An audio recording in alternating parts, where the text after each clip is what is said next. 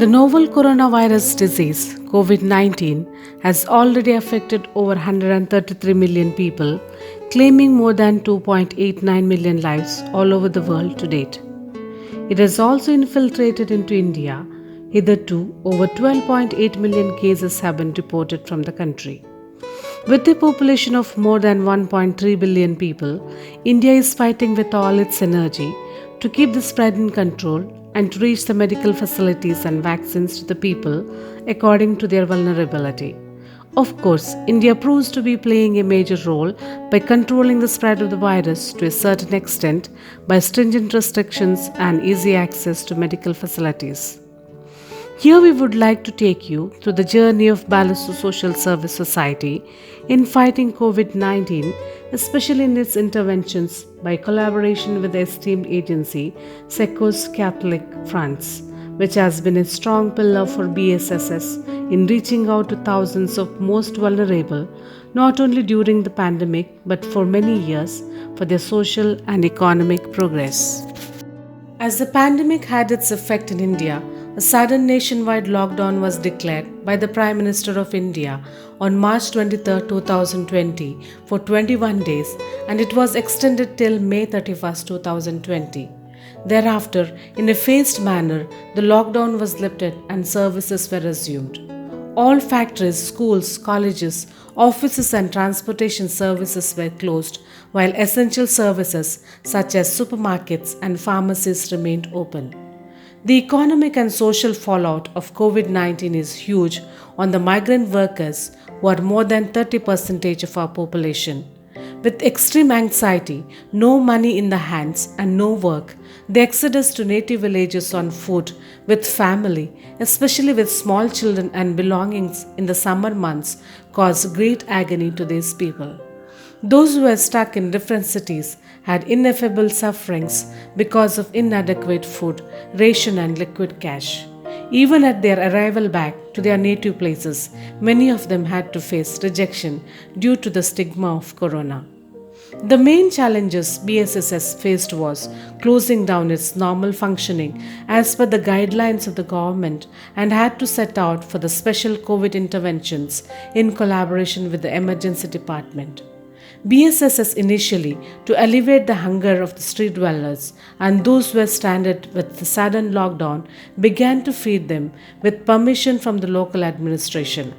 In association with the emergency department of Balasore, BSSS staff supervised 5 crowded markets in the town to ensure observance of COVID appropriate behavior and a keep vigil on the unreasonable price hikes by the traders on the essential commodities. BSSS COVID warriors also monitored Balasore railway station at the arrival of the migrant returnees by the special trains, especially during the midnights. BSSS reached out to more than 7,500 families with special dry food kits and hygiene kits in its relief interventions.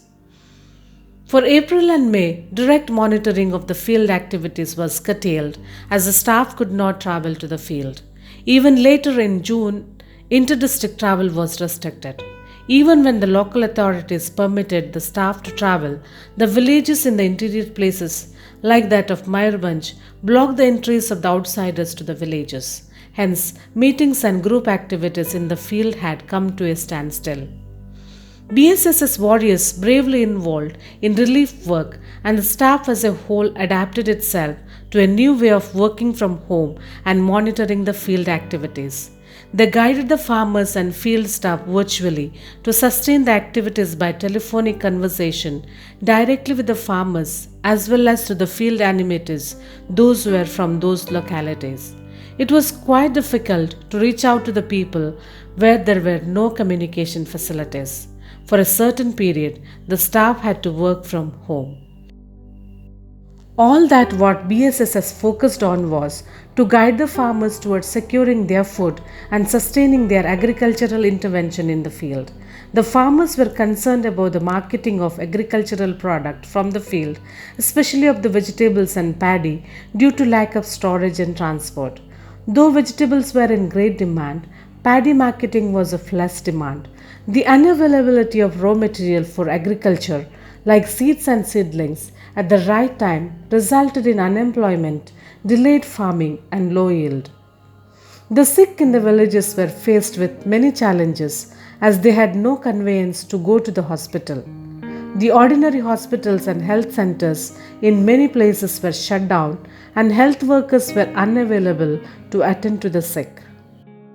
Later, when the restrictions were relaxed to a certain extent, the staff resumed the regular activities at the field with all the COVID protocols like restricted number of people for any group activities, social distancing, and the use of masks, etc.